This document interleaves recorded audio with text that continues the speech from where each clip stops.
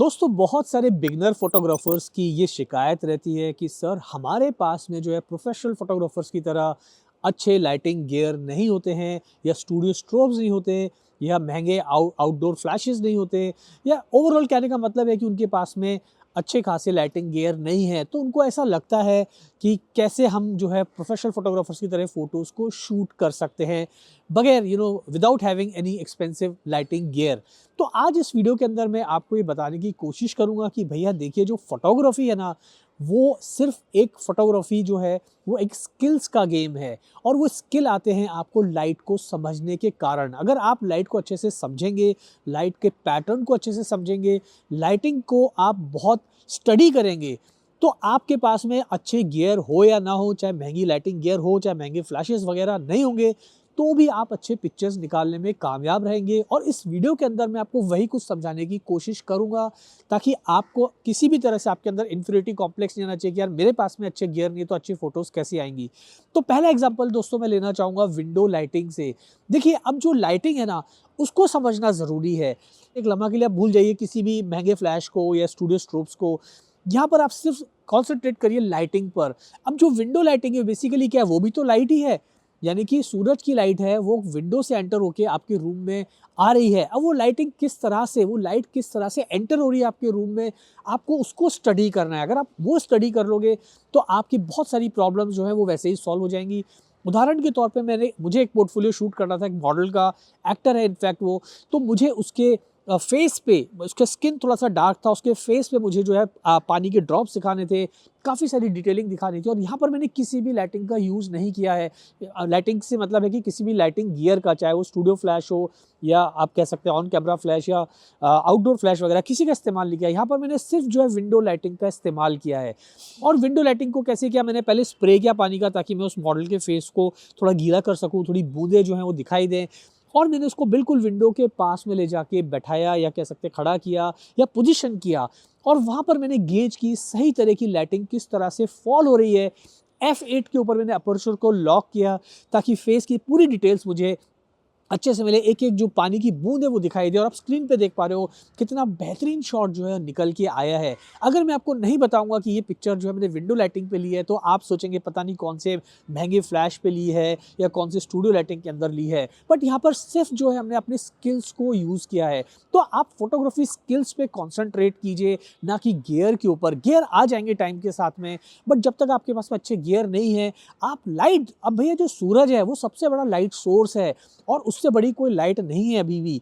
तो आप बाकी के जितने भी स्टूडियो स्ट्रोब्स हैं, बाकी के जितने भी फ्लैश हैं, वो बेसिकली वो सन का ही काम करते हैं, यानी कि आर्टिफिशियल लाइट्स क्रिएट करते हैं या सन की तरह बनने की कोशिश करते हैं। बट जो सूरज है वो अपने आप में एक मुकम्मल लाइट है। आप उसको इस्तेमाल करेंगे तो आप देखेंगे आपकी फ़ोटोज़ बहुत अच्छी आने लगेंगी।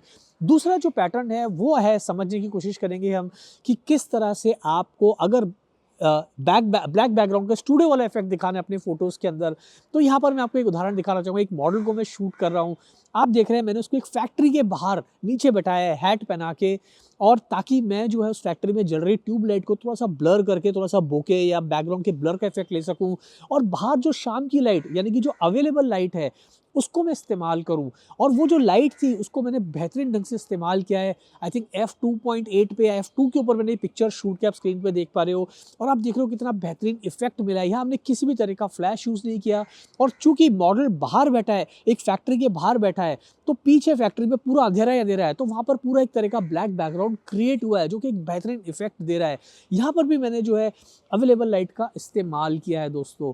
अब एक तीसरा उदाहरण और लेते हैं। तीसरा उदाहरण है मेरा 5-in-1 रिफ्लेक्टर का। अब देखिए 5-in-1 रिफ्लेक्टर में आपको जो है गोल्डन साइड मिल जाती है, सिल्वर साइड मिल जाती है, डिफ्यूज़र वगैरह मिल जाता है।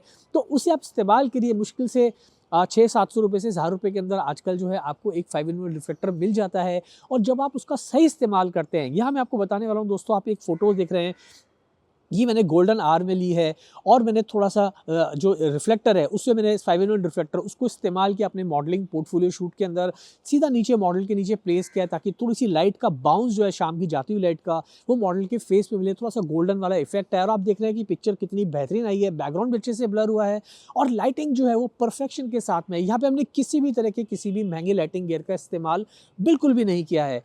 चौथा उदाहरण मैं देना चाहूँगा दोस्तों सही टाइमिंग का, यानी कि अगर आपको ज्ञान है अच्छे से कि भाई लाइट किस वक्त किस तरह से बिहेव करती है, तो फिर आप उसका भी पूरा फ़ायदा उठा सकते हैं अगर आपके पास में कोई भी लाइटिंग गियर नहीं है तो।